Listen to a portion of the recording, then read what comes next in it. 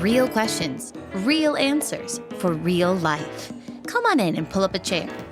You're at 1850 Main Street with Michael DelGiorno and David Zanotti.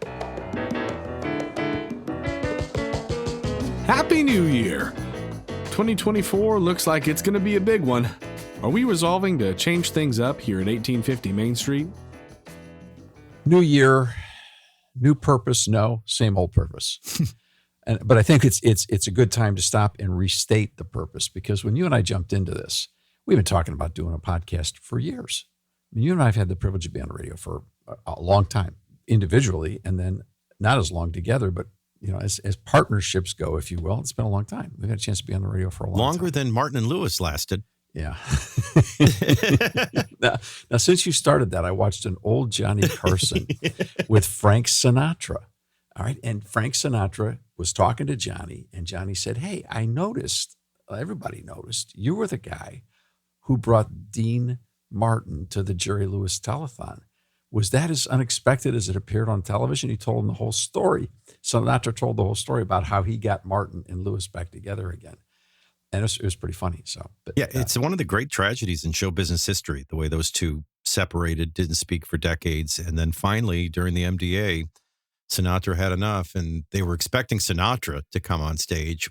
And then Sinatra just walks out and goes, "Don't you think it's been long enough?" And boom, Dino walks out. And, I always, again, I don't know either person, but I always sensed Jerry Lewis had a massive ego. Oh, yeah. Whereas Dean was a very humble person. Dean Martin was nothing as he appeared. We don't get into a whole side conversation, but though Sinatra had a blast playing that up, because Carson asked him, he said, "Well, how'd you do?" He said, "Well, I called up the old drunk." And which, by the way, he's not a drunk in real life. That was all mostly shtick. But yeah, that was, and again, nobody could disobey Sinatra. Sinatra said it. There was more to Sinatra than just his fame. Everybody was afraid of him. But yeah, we've never needed that, obviously. No. So, but it's good. It's great to Who would be our Sinatra, though, if that ever happened? Well, it would be Pastor. Yeah, that's true. That's true. Pastor John would have to come in. Yeah, 1 or 2, 3 pastors would have to come in on this one. But I'm very grateful for the fact we get to work together. And I am really grateful that we're doing a conversation that goes on regularly, where you and I just talk, leave the microphones open so people can overhear. But the first thing about 1850, I want people to know, is that we're talking to each other. This isn't a shtick. We're not producing this program to make some corporation happy. We're not producing it to monetize it. We're not producing it to get noticed by the Democrats or the Republicans. We're producing this because this is the conversation that you and I have constantly. Yeah. And we thought it would make more sense to let other people listen in to understand the deeper ideas and understandings and the research that we're doing, particularly with what goes out every day, either on the public square over the 200 stations that we have a media network on, or on your morning show with iHeartRadio. What was the famous John Lennon quote? "Life is what God creates while we're busy making plans," or something. It was interesting. Yeah, it was an old, but the transparency is we kept having more compelling. This is as truthful as I can say it. We were having more meaningful, interesting, the kind of conversations were like, boy, I wish somebody was rolling a tape on that. Yeah, better than anything we did on the radio, or better than we did on any of our individual shows. And so our plan was, if we were just rolling on our conversations, it might be more meaningful and entertaining for people than what we do when we're broadcasting. Then I think God put together a much bigger plan, and how it folds in to the public square, folds into your morning show through iHeart. I mean, I think he was doing something bigger, but our purest thought, our most genuine, purest ambition was, let's just capture some of these conversations we have when no one's around, because they seem to be more meaningful. Well, then we get to 1850 Main Street. Is that clever? What is that? What does that mean? Is it generic? Do you think people even get it still? Oh, no, not at all. Okay, good. I wouldn't expect him to. No, and the idea is that we sat down and we talked. And this has been something I've been working on for a really long time, almost 40 years. And so in one golf conversation, we were talking about all of these things that are dividing the country. And I said, okay, play a game with me. I said, if I was going to create a board game for master's students in public policy, or in fact, I'd even take it down to the high school level. I'd basically say, here's the America of the 21st century. and show all of its divisions and say, now you've got to figure out how to keep the country alive and united moving forward together and resolve these questions, these serious, serious questions. But your option is not to have a civil war to get over it. How do you do it? Then I said, okay, now let's go back to 1850 and do the same board game and put the question of slavery on the table. You've got to fix the problem of slavery and keep the country together. It's 1850. You have 10 years, and civil war is not an option. How do you fix the problem? And you wonder why I probably played bad that day. With that kind of distraction going on. So these are thoughts that we've been working on out of the think tank of the American Policy Roundtable for a long time. Because when you take a look at all of the discussion about division in our nation, all that division stuff's real. There's no question about that. But when you listen to the language and the rhetoric of both sides of the argument, divisions aren't as deep as they're portrayed. No, it's so militant. It's take our country back, and they're going to kill the country and destroy democracy, and this incredible inflated rhetoric. And you just want to say, wait, whoa, time out. Take a walk. Take a break. Go swimming. Get a milkshake. Do something. Try decaf. Anything. But you got.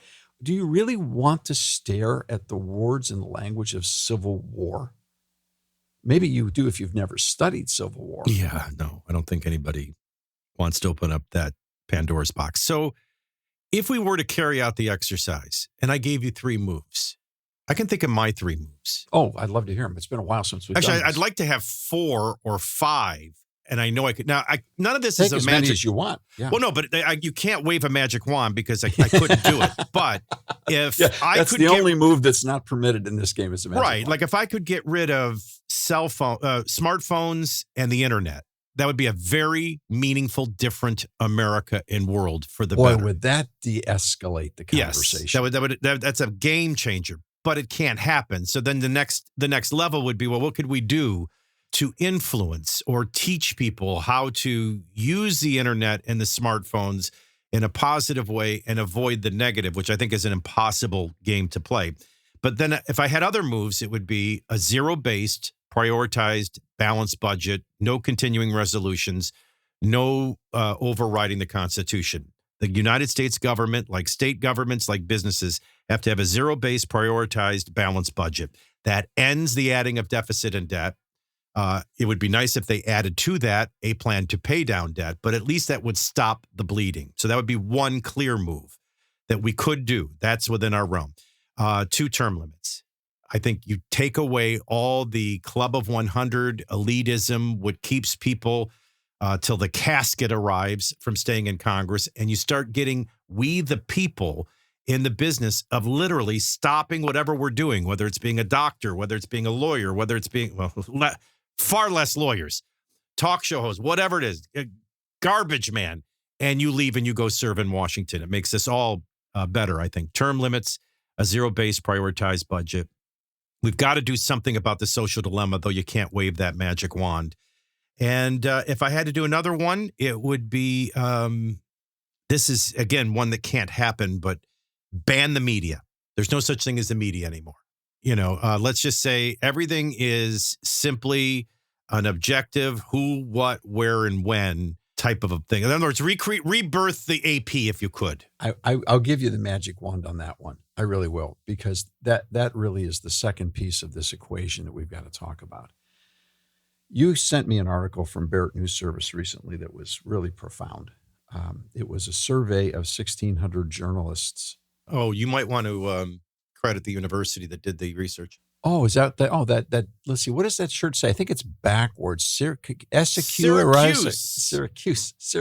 No, the University of Syracuse has been doing this since 1971, which we'll get to the trend in a minute, but I don't want to steal your thunder. No, keep going, the trend. Oh, well, so the University of Syracuse asks journalists, first of all, there's no finer, they call it ESPN University, because it virtually every play-by-play announcer you enjoy on Sunday or in Major League Baseball is the product of Syracuse University. So this is probably the premier journalistic and communications university in America today. And it's been that way for decades. So they've been doing this poll now for over 50 years, asking journalists who are already working at ABC, NBC, CBS, long before CNN, MSNBC, Fox, and long before WLAC, Your Morning Show, or even David Zanotti in the Public Square. And they ask these individual journalists, are you a Republican, a Democrat, or an independent?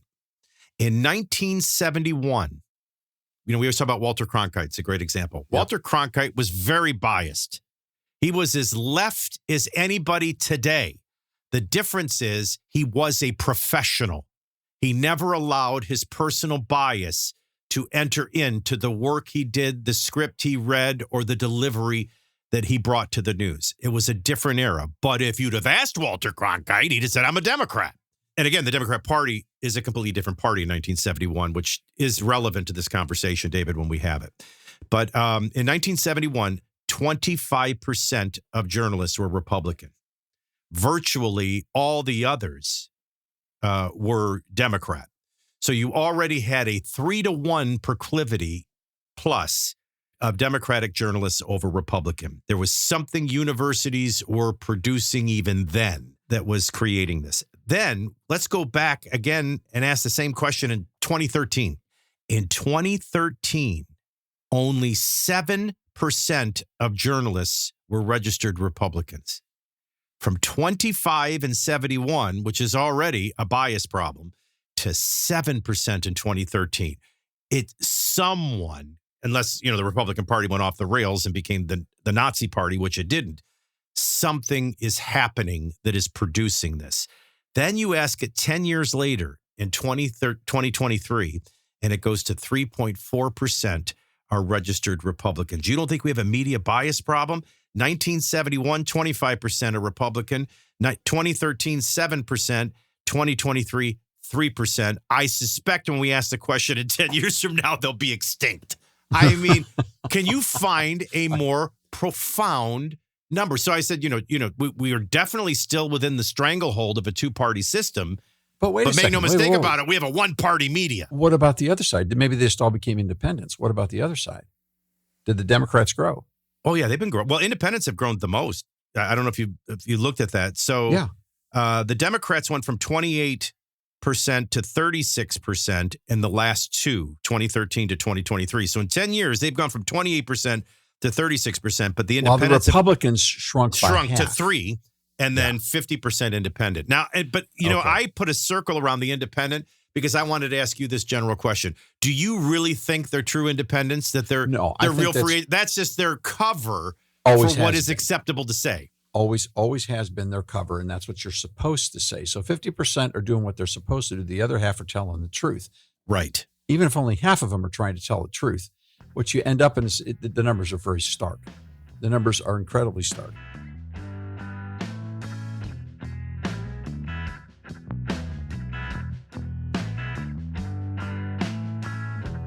Michael began in talk radio over 30 years ago. David has been working in the field of public policy and media for over 40 years. They've been around and seen a lot. To learn more about Michael and David, visit 1850mainstreet.com.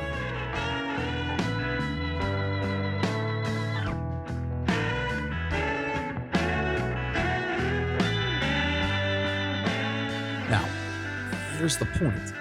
In one degree, this thing tells you everything. On another degree, it tells you nothing in this regard. The American population is so done with political parties.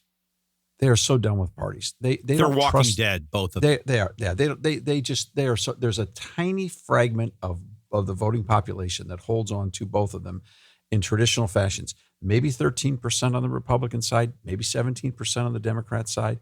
If we went really big and really generous, it might be 25% on the Democrat, 20% on the Republican. The majority of people just don't want anything to do with political parties anymore. And the only way you get to that is not by a national poll. You got to study it in the states. Right. In voter registration, voter participation. The trend is clearly toward independence. But what the bigger thing that this particular piece from Syracuse shows us is the media is monolithic. It is a one-message portal. And that's one of the reasons why we're doing 1850 Main Street, because we can't afford to continue to bang our heads against the walls in this kind of a siloed world of conversation. And here's what it comes down to. If you're conservative, you watch Fox News, and one of their hosts or one of their programs is going to try to capture you and become your definitive reality. And then you're going to follow all of the conservative pseudo websites that represent pseudo organizations. And you're going to repeat the narratives, repeat the narratives, repeat the narratives. If you're on the left, you're heading right to Rachel Maddow land. You're heading right to CNBC. You're heading right to The Atlantic and The Washington Post. And you're going to follow those silos. And all you're going to end up doing is circling the wagons in your own echo chamber. And you're going to go back and forth screaming at each other and solving absolutely nothing because you become a puppet on a string. And the thing about 1850 Main Street is this is not a corporate effort. We are not employed by any of those people doing this broadcast. We have the right of free expression and the obligation of conscience. We're trying to explain to people what we're seeing. Now, do we have any validity in our viewpoint in the marketplace? Well, I've been doing public policy with a handful of people for almost 44 years now. We have been involved in an organization that is independent and accomplished and credentialed. We've done stuff. We've been there. So we are still there every single day on the field. So we have a view from the field. That organization, the American Policy Roundtable, doesn't take any money from the political parties, doesn't support or endorse any political candidate. Now, we are a conservative organization with a conservative agenda. No apologies about that. That's totally transparent. But we're not carrying water for anybody. We're carrying water for the ideas. The reason I reached out to you, in addition to the fact that I really enjoy playing golf with you, is the fact that your perspective in talk radio is unique. You've been around on talk radio for 35 years? Unfortunately, yeah. 35 years in talk radio. You have been studying 40 years in radio. Studying the media, studying this stuff all this time, and you have emerged into an independent zone of thought as well, saying you know the game. Actually, it's interesting, our journeys, because you, if you had a proclivity from a work standpoint, the proclivity was you had to be independent. Literally. To be moral, we had to be independent. Exactly. Mine, there was a proclivity, you had to be Republican to succeed in talk radio. That goes back to Rush. That goes back to the Reagan Revolution. But even prior to that, so I can go back to my life before I had any radio chains on it. I was like Alex P. Keaton. All right. So the character in Family Ties. In fact, I ran a gubernatorial campaign at my high school for the conservative governor who ended up losing to Edwards. Huge. But I came up a very proud Republican, proud of our platform, proud of our candidates, proud of our leadership when we held office. I was a proud Republican. And what happened, there was two big moments. One was my interaction with a Right to Life organization politically in a particular state. And it was very revealing to me that this was pure politics to them. It was life and death and eternal morals for me, but for them, it was just politics as usual.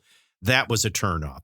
Then I started noticing whenever I would go to a Capitol, and I was very involved and active and bringing listeners with me to the Capitol, I needed more and more showers every time I went. I know exactly what you're talking about. And then the couple of trips I made to Washington, D.C.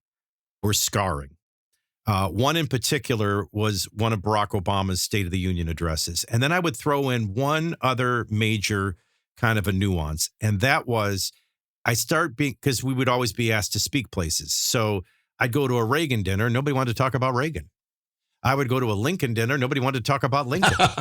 Nobody was excited about what we stood for. They were all sucked into the personality politics of whoever that day was. And you're standing taking pictures with people that have completely failed the standard of the platform, the standard of the party. And everybody's there kissing, you know what. And so I think, just to make a long story short, I think it's interesting that I think you've always been pretty independent at heart and in necessity.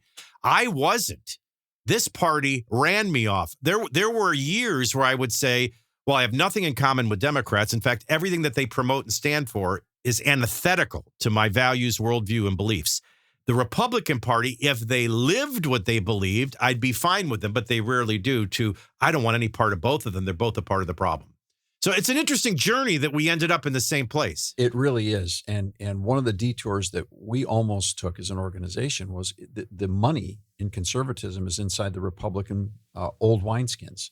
That's where all the money is. That's where all the star chambers are. That's where all the people become $0 to $50 million budgets in 10 years if they're any good. Oh, and they've got young, easy voices to buy, and they're buying them. Oh, and they buy them every day. And I watched what happened in the Tea Party movement in particular, how the Republican Party came in and bought an independent movement and put it on the shelf. And we warned, I remember meeting with 32 Tea Party leaders in Columbus, Ohio, and saying to them, let me tell you what they're going to do. They're going to bring a big bus into town, hold a big rally. They're going to get your leaders on that bus, and they're all going to walk out with full-time jobs. But in essence, they'll no longer be working with you. They'll be working for the Republican Party. That Just is what they did. Exactly what they did. Isn't it funny? And you could say what you want about AOC and the squad, but nobody's been able to buy them off. Nobody's been able to absorb them. No one's, you know what I'm saying? It's interesting. They still have a fighting chance to take down that party. Well, we're going to be talking about this for a long time, but what's important is if I had a magic wand, I would wave it and get rid of both political parties and start over again. But that's not just because of the disenfranchisement I felt with both of them. It's because when I started to study George Washington and his life, and particularly his farewell address, he warned us that if we ever became a country that was divided between two parties, we would be in giant trouble. And then John Adams tried to warn us. And then John Adams' son tried to warn us. Yeah, Quincy Adams. And this was all a part of the factionalism and the quest for power that drove America to a civil war. And this is a part of the problem right now. This country was not designed to be brokered between two political parties. It was designed to be representative with the people basically running the process through their elected officials. And we've lost that. And that's one of the things we hope we can bring back with 1850. Yeah. Well, I mean, if the goal is out of many be one, how is that possible when you're divided by two parties? I go back to on this conversation, first of all, just to bring it all to obviously journalism is now since dead. It is deceased. It has no trust, no credibility. And it never was credible. That's what the Syracuse University trend shows us. In 1971, only 1 in 4 journalists were registered Republicans. By 2013, it was down to 7%. So we have a two-party system, but we have a one-party media. Now in 2023, an all-time low. One-party media. Big, that, boom, put a stamp on that one. Yeah. Yeah. So we're down to 3.4% of our journalists are registered Republicans. How is that even possible in a two-party system? Clearly, there's something wrong. And then when we look at the independents, and again, they hide behind that. So that would be a nice number if it were real, but it's not. That's just what they hide behind, because that'd be like asking me, am I biased? Oh, of course I'm not biased. So what do you say? Well, I can't be biased, so I'm independent. Then you overlap it with a Gallup poll, and you find out that 58%. Think about how difficult that is, because we've talked about this. You'll never have a president with a 58% approval rating again, not unless we have a reawakening in this country. Nearly 6 in 10 Americans don't agree on anything, but 6 in 10 out of 10 Democrats agree that the media, they have a great deal or a fair amount of trust in the media. Nearly 6 in 10. Well, I guess so. It's them. They're the narrative. You know what I'm saying? But these numbers are amazing to me, and they paint a very clear picture. Now, how we got here, decade after decade of, intelligentsia elite, media elite, and then technocracy elite. We come full circle to this notion to everybody out there that might be listening. There's nothing but doom that lies ahead for you. And we're going to come back and show you a couple examples, one from a far right perspective, one from a far left perspective. And as Americans in the new year, I hope you're sick of this. I hope you're sick and tired of it and ready to awaken to a higher calling of citizenry and control than this. But they're both guilty of it. That's the part I don't. The media might be completely in the bag, one-sided. But both parties are guilty of playing the doom card, the narcissistic doom card for their power, as if anybody has that power, whether it's Donald Trump or Joe Biden. Well, maybe Robert Kennedy.